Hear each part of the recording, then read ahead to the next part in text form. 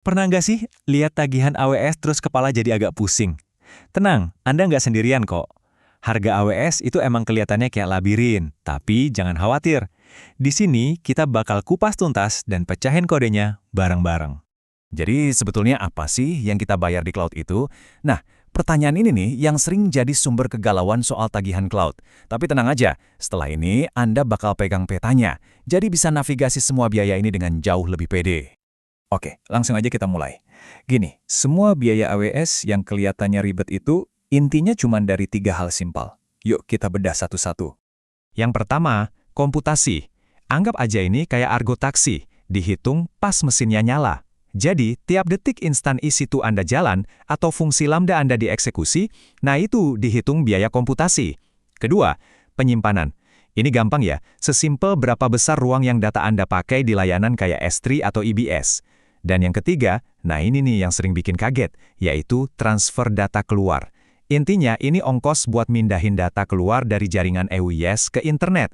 Nah, ini ada kabar baiknya. Justru kebalikannya. Masukin data ke AWS itu umumnya gratis loh. Mindahin data antar layanan, misalnya dari EC2 ke S3, di region yang sama, gratis juga. Ini penting banget, karena kalau arsitektur kita benar, kita bisa hemat banyak banget. Oke, kita udah tahu bayar karena apa aja. Sekarang pertanyaannya, gimana cara bayarnya? Dan jangan lihat ini sebagai pilihan yang bikin pusing ya. Anggap aja ini pilihan-pilihan strategis buat ngirit biaya.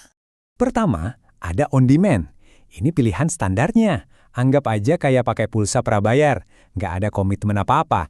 Kita cuma bayar apa yang kita pakai pas kita pakai. Udah gitu aja. Fleksibel banget. Cocok buat aplikasi yang baru rilis atau yang trafficnya naik turun nggak jelas.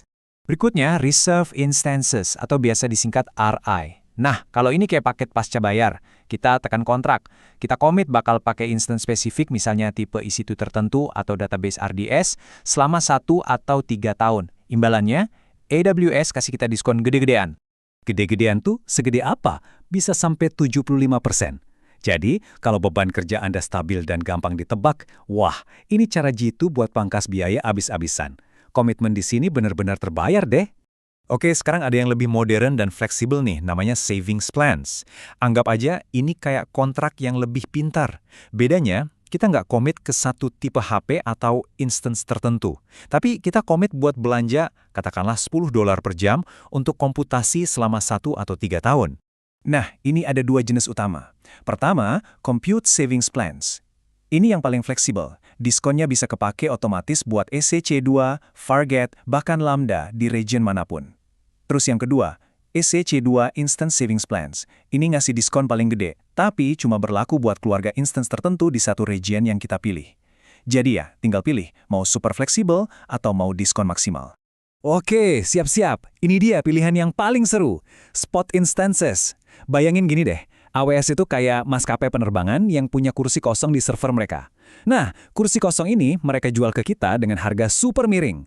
Satu-satunya masalah, instance kita bisa diambil lagi sama AWS, dan kita cuma dikasih peringatan 2 menit sebelumnya. Ini cocok banget buat kerjaan yang santai, yang kalau di stop di tengah jalan nggak masalah. Misalnya buat proses data batch. Dan diskonnya? Gila-gilaan, bisa sampai 90% dari harga on demand. Ini cara paling murah sedunia buat dapat tenaga komputasi AWS, asal kita siap aja kalau sewaktu-waktu diusir. Oke, biar gampang kita rangkum ya. On demand itu buat fleksibilitas penuh, tanpa komitmen. Cocok buat yang nggak bisa nebak. Reserve Instances dan Savings Plans, ini buat dapat diskon gede dengan cara komit 1 atau 3 tahun. Pas banget buat beban kerja yang stabil. Terakhir, Spot Instances, nawarin diskon paling jumbo, bisa sampai 90%, tapi buat kerjaan yang fleksibel dan siap diganggu. Intinya, masing-masing itu alat yang beda, buat kerjaan yang beda juga. Gimana? Udah mulai kebayang? Kalau masih agak bingung, tenang aja. Soalnya ada cara buat mulai dan coba-coba tanpa resiko sama sekali. Yuk kita kenalan sama AWS Free Tier. Jadi Free Tier itu sebenarnya bukan cuma satu macam loh. Ada yang namanya 12 bulan gratis khusus buat akun baru. Ini ngasih kita kuota yang lumayan banget buat layanan populer kayak EC2 dan S3. Terus ada juga yang selalu gratis. Ini nggak ada batas waktunya. Contohnya kita dapat 1 juta request Lambda gratis tiap bulan selamanya. Dan yang terakhir, ada juga trial jangka pendek buat layanan-layanan lain. Anggap aja ini taman bermain buat kita belajar dan eksperimen. Gratis! Punya ilmunya itu penting, tapi punya alat yang tepat itu bikin kita jadi jagoan.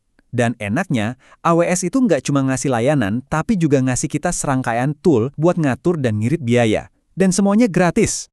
Ini dia 4 senjata utama kita. Ada AWS Pricing Calculator, ini buat ngitung-ngitung estimasi biaya sebelum mulai. Terus ada Cost Explorer, buat ngeliat grafik pengeluaran kita dari waktu ke waktu. Pasang juga AWS Budgets, jadi kita bisa dapat notif kalau pengeluaran udah mau deketin batas. Dan jangan lupa cek AWS Trusted Advisor, dia bakal ngasih rekomendasi otomatis gimana caranya hemat duit. Ini tuh ibaratnya dashboard kontroli biaya kita. Jadi, coba kita rangkum lagi ya. Awalnya kita mungkin bingung, tapi sekarang kita udah punya petanya, 3 pendorong biaya utama. Kita juga punya strateginya, 4 model pembayaran yang beda-beda, dan kita punya alat-alat buat ngendaliin semuanya. Poin paling pentingnya, semuanya ada di tangan kita. Kitalah yang pegang kendali penuh atas biaya cloud. Jadi, ini bukan lagi soal tebak-tebakan.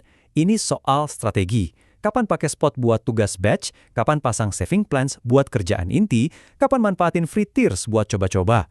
Nah, pertanyaannya sekarang, dengan semua aturan main yang udah kita tahu, gimana cara Anda akan memainkan game ini biar menang?